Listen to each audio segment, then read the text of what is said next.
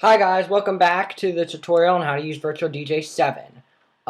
Today we're going to be looking a little more into hotkeys, especially into creating beats.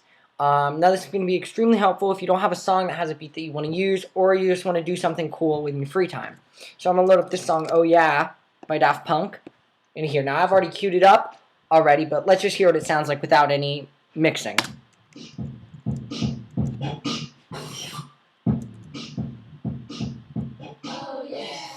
Sounds pretty cool. So I have hotkeys at different spots. If you watched the last video, you know how to put it in. However, I'll show you again in case you didn't see the last video. So we're going to remember Option and number 1 to bring to the first cue, Option 2 to the second cue, Option 3 to the third cue, whatever. So we've set our first cue at Option 1. That's just like the bass drum kick. We're going to go to Option 2. There's your click. And another spot. So we're going to pick Option 1.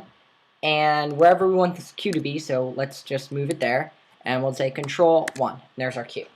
So now I've got it loaded up, and it'd be kind of hard to mix. So what I'm going to do is I'm going to select this lock button over here, which allows me to lock the key pitch. So if I didn't do that, it would sound like I was scratching a record. So that's not going to work. So we're going to lock it up so that the pitch stays the same. And we're going to bring it down to about 70 BPM, which is going to give me plenty of time to work with. I can do a slower pace, I can do a quicker pace, and I won't run into other beats in the song that have already been processed. So I'm going to go to Q1, and what I like to do is hold down the Option key with my thumb and use both of my hands to do the cue. So I'm going to do this, and I'm going to do a simple beat.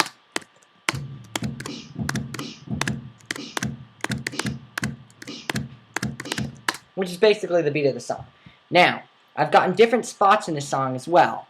I've gotten Q8, which works nice. Q5, which is a nice, almost like a bass beat, which is nice. And anyway, so I can go through and I can cue this up. So,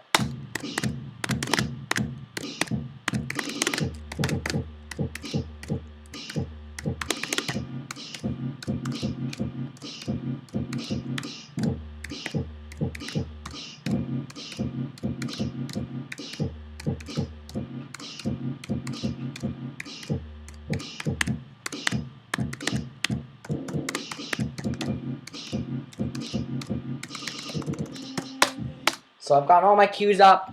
Everything sounds nice. That's basically it for hot cueing. This is going to be a nice short video, so I'll add something else in the video as well. And that's how to use some of the effects in the thing. This will be extremely helpful if you have a song you want effects in. So we're going to take a look at a song, Hide and Seek. I like the Afrojack remix, which is really nice that he did it his Essential mix a while ago. Anyway, so we'll open that song up. We just double-clicked it, dropped into deck 2. We'll go into more and dropping into decks later. Anyways, so we're in Hide and Seek. I've already got a cue up in the first place, Hide and Seek, where she starts singing. Which is already heavily processed, but I want to add a little bit more of a reverb to it, which would be cool. So we're going to go in the effects menu, which is over here, and go over to reverb. And we're going to activate it on deck 2. You can tell which deck it is by these numbers. So 1, 2, 3, and 4. So I'm going to go over to 2. And I'm going to select my reverb effect, activate it, and I'll just play with the sizes, and it'll sound kind of cool.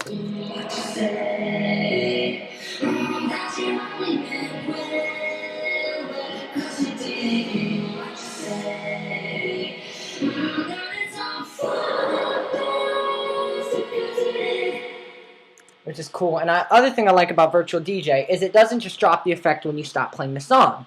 So I can play a song, and when I pause it, the effect carries. So it works very nice if you're switching off a deck, you want to throw a reverb in real fast, and get a nice build down as you go through. Another effect you might want to look at, which I really especially like, is the break effect. It's really good when switching off a song and you don't want that uncomfortable silence, so I can play something which works nicely. The last one I want to take a look at is Beat Grid. This is a really cool song, especially if you have something that you want to have things on. So I'll take off the reverb because it's not going to sound very good. Now this allows me to take parts of the songs. Now what is kind of confusing about this is what these bars are, where they're very long. These are the 4 beats of the song. Right here's 1, 2, 3, and 4. And it allows me to play the thing multiple times. So if I just selected this whole thing and I cleaned it all out by clicking on the tracks and made it all white, it would just play that a million times. But by using the other ones, it comes out kind of cool. So we're going to activate it on deck 2, and we're going to play. Which sounds kind of cool. And if I clean it out, I'll show you exactly what it sounds like.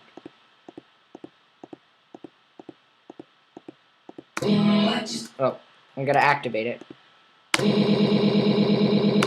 So that's what it sounds like. And it's not exactly the coolest sound. So I try not to use it. So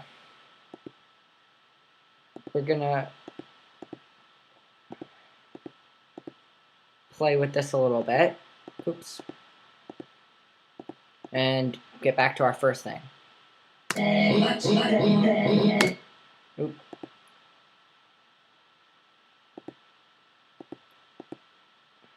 Sorry, that's better.